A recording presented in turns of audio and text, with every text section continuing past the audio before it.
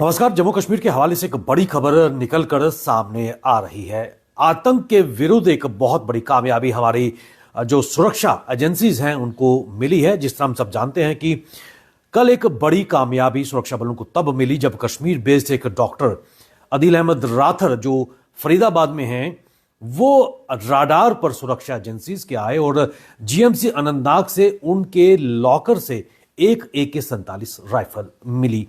और उसके बाद आज सुरक्षा बलों को एक बड़ी कामयाबी मिली है।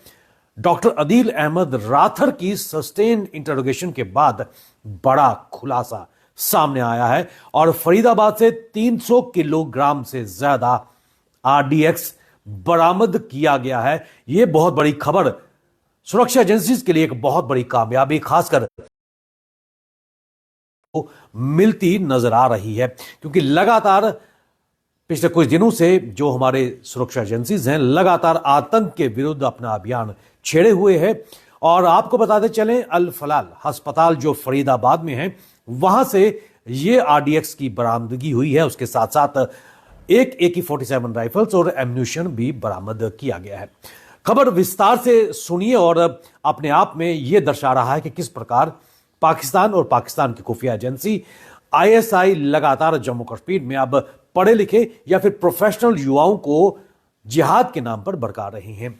डॉक्टर अदील अहमद राथर जो फरीदाबाद में थे नेटवर्क पे तब आए जब पिछले कुछ दिनों में श्रीनगर में जैश ए मोहम्मद के पोस्टर्स देखे गए और जब CCTV फुटेज की जांच की गई तो यह शख्स कोई और नहीं बल्कि डॉक्टर अदील अहमद राथर थे, जिनको बाद में फरीदाबाद से पुलिस ने गिरफ्तार किया और उनकी टिप पे उनके GMC government medical college Anantnag के पर्सनल लॉकर से एक AK-47 राइफल की बरामदगी की गई।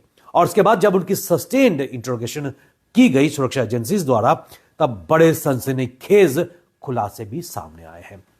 और इसमें सबसे बड़ा खुलासा लगभग 300 किलोग्राम से ज्यादा RDX की बरामदगी, एक AK-47 राइफल और उसके साथ साथ एम्यूनिशन भी बरामद किए गए हैं। और यह सारा सामान फरीदाबाद के अल फला अस्पताल में मिला है। और आपको बताते चले कि उनके जो सहयोगी थे जो इस पूरे दुष्कर्म में उनके साथ थे, डॉक्टर मुजम्मिल अहमद जो अल फला अस्पताल में ही काम करते थे, कहीं ना कहीं उन्होंने मदद की है ये सारा सामान वहां पर रखने के लिए। लेकिन सबसे चौंकाने वाला खुलासा, इतनी भारी मात्रा में RDX किस प्रकार ना केवल अस्पताल में पहुंचाया गया बल्कि दिल्ली की अगर बात करें, फरीदाबाद की अगर बात करें, किस प्रकार उसको ट्रांसपोर्ट कर एक स्थान से दूसरे स्थान पर पहुंचाया गया है, यह जांच का विषय है। और लगातार डॉक्टर मुजम्मिल अहमद और डॉक्टर अदील अहमद राथर इस वक्त जम्मू कश्मीर पुलिस की कस्टडी में हैं और लगातार उनसे जांच और पूछताछ की जा रही है, क्योंकि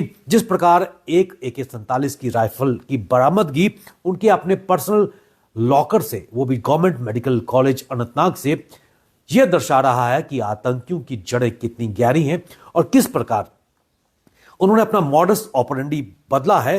और सबसे बड़ी बात कि अब वो प्रोफेशनल्स को बरगला रहे हैं, उनको यूज कर रहे हैं और कहीं ना कहीं जो खुफिया एजेंसीज हैं उनके लिए एक बहुत बड़ा खुलासा सामने आया है।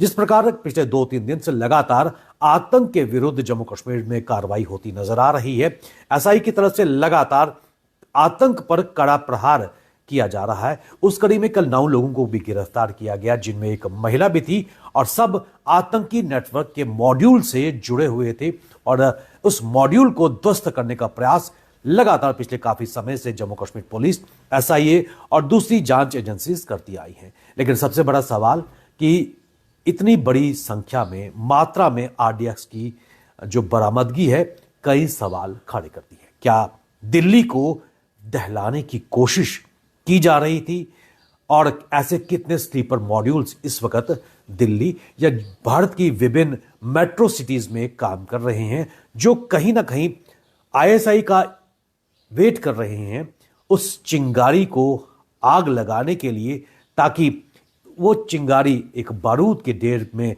तब्दील हो जाए और भारी तबाही मचा जा सके। लेकिन सबसे बड़ी कामयाबी जम्मू कश्मीर पुलिस सुरक्षा एजेंसीज को मिली है और इसके जो तार कुछ दिन पहले श्रीनगर में विभिन्न स्थानों पर जैश ए मोहम्मद के जो पोस्टर्स लगे थे, वहां से इसकी शुरुआत हुई। क्योंकि जब सीसीटीवी पर उस व्यक्ति को देखा गया कि जिसने पोस्टर्स लगाए हैं जैश ए मोहम्मद की, तो वो व्यक्ति कोई और नहीं, डॉक्टर अदील अहमद राथर थे, जो फरीदाबाद में रह रहे थे। और जब उनसे पूछताछ की गई, उनको डिटेन किया गया, तो उनकी डिटेनमेंट से, इन्वेस्टिगेशन से कई सनसनीखेज खुलासे। सबसे पहला खुलासा उनकी अपने personal government medical college Anantnag के लॉकर से AK-47 की बरामदगी, और उसके बाद यह खुलासा 300 किलोग्राम से ज्यादा की RDX की बरामदगी अपने आप में कई सवाल करते नजर आ रहे हैं। लेकिन इसमें कोई दो राय नहीं है कि सुरक्षा एजेंसी लगातार आतंक पर प्रहार करते नजर आ रहे हैं और एक बड़ी सफलता सुरक्षा बलों को मिली है। लेकिन यहीं पर विराम करने की आवश्यकता नहीं है, बल्कि एक नई चुनौतियां इस प्रकार सामने आ रही है कि व्हाइट कॉलर जॉब, अच्छी डिग्रीज लेकर अच्छे अस्पतालों में ऐसे प्रोफेशनल्स काम करते हुए नजर आ रहे हैं, आम इंसान की तरफ हमारे आगे पीछे रह रहे हैं। लेकिन टेरर नेटवर्क में इनकी भारी इन्वॉल्वमेंट है, मिली भगत है, और कहीं ना कहीं सुलगते हुए ये जो चिंगारियां हैं कभी भी बड़ा रूप धारण कर सकती है। बने रहिए हमारे साथ, तमाम अपडेट के लिए हमें दीजिए इजाजत। नमस्कार।